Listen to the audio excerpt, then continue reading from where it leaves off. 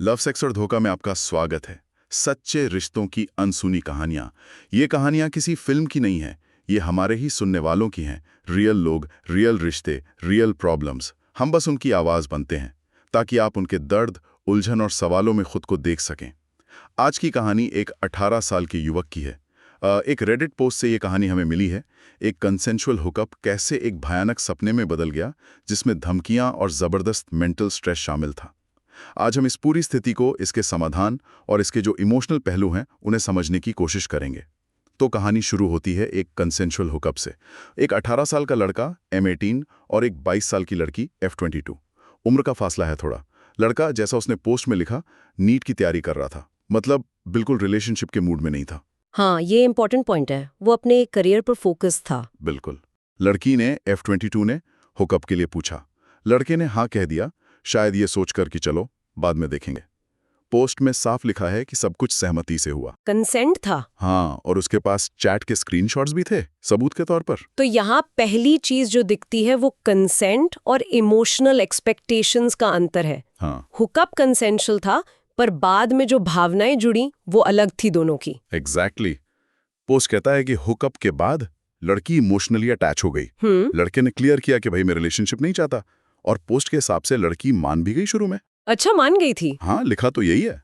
लेकिन फिर अचानक सब बदल गया। सोचिए जरा, लड़की ने उसे गालियां देना शुरू कर दिया। ओह, जान से मारने की धमकी, फ्यूचर बर्बाद करने की धमकी, ये सब पोस्ट में लिखा है। ये तो हरासमेंट है सीधा सीधा। और सुनिए, अपनी माँ के फोन से बार बार कॉल करना और फिर मैसेजेस डिलीट कर देना ताकि कोई सबूत ना रहे। ये मैनिपुलेशन का क्लियर साइन है। हाँ। सबूत मिटाना दिखाता है कि उसे पता था वो गलत कर रही है। लड़का जाहिर है गहरे तनाव में आ गया। पोस्ट में उसने लिखा कि उसे सुसाइडल थॉट्स तक आ रहे थे। ओह माय गॉड, ये बहुत सीरियस है। उसे ये भी डर था कि इंडियन जुडिशरी जो है वो शायद पुरुषों के प्रति बायस्ड है, कहीं वो झूठे केस में ना फंस जाए। ये डर आजकल कई लड़कों में होता है, अनफॉर्चुनेटली। उसका ये महसूस करना कि वो पावरलेस है, ये उसके मेंटल हेल्थ पर बहुत भारी पड़ रहा होगा। दिल तोड़ने वाला किस्सा है सही में। उसे लगा कि रेडिट ही उसकी आखिरी उम्मीद है। यहाँ साइकोलॉजिकल एंगल से देखें तो F22 का बिहेवियर शायद किसी गहरी इनसिक्योरिटी या अटैचमेंट इशू से आ रहा हो। हालांकि ये उसके एक्शंस को जस्टिफाई बिल्कुल नहीं करता।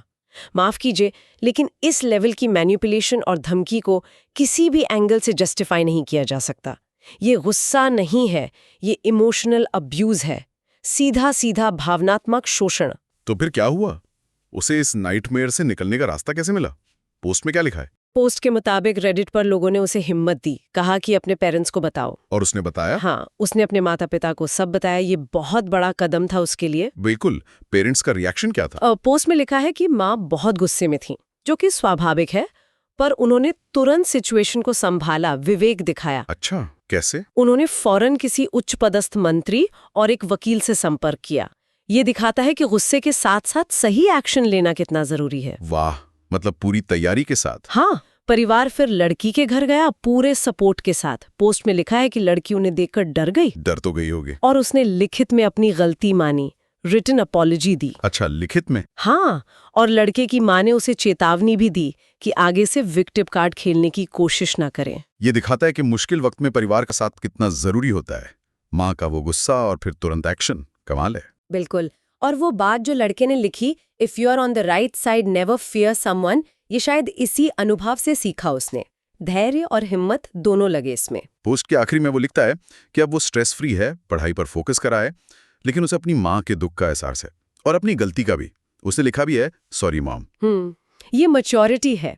तो इस पूरी कहानी से, इस पोस्ट से क्या सबक मिलते हैं? देखिए, ये कहानी हमें मॉडर्न रिलेशनशिप्स की कम्प्लेक्सिटीज के बारे में बहुत कुछ सिखाती है। कैजुअल इंटिमेसी, बदलती एक्सपेक्टेशंस, कम्युनिकेशन गैप और बाउंड्रीज का इम्पोर्टेंस। हाँ, बाउंड्रीज तो बहुत जरूरी हैं। गलती किसी से भी हो सकती है, पर उसे मानना और सुधारना अहम है। लेकिन किसी को डराना, धमकाना, मैनिपुलेट करना, जैसा इस लड़की ने किया पोस्ट के अनुसार, ये किसी भी रिश्ते की बुनियाद नहीं हो सकती। शकुनी ने भी दुर्योधन को भड़काया ही था। नतीजा हम सब जानते हैं। अगर कोई आपको बार बार गिल्ट ट्रिप कराता है या मैनिपुलेट करता है, तो वो एक बहुत बड़ा रेड फ्लैग है। और सबसे बड़ा सबक शायद यही है, जैसा पोस्ट से भी लगता है, मदद मांगना। एब्सोल्युटली। मदद मांगना कमजोरी नहीं, ताकत है। चाहे वो दोस्त हो, परिवार हो या कोई ऑनलाइन कम्युनिटी। सही समय पर मदद मांगना सिचुएशन को संभाल सकता है। तो लिसनर्स के लिए सोचने वाली बात यह है कि क्या कैजुअल रिलेशनशिप्स में इमोशनल कॉन्सिक्वेंसेस को अनदेखा किया जा सकता है? और जब रिश्ते गलत मोड़ ले लें तो सही और गलत के बीच का विवेक कैसे बनाए रखें? क्या अपनी गलती मानना और मदद मांगना आज के दौर में वाकई मुश्किल हो गया है? इस पर सोचिएगा जरूर। अगली बार फिर मिलेंगे एक और अनसुनी कहानी के साथ।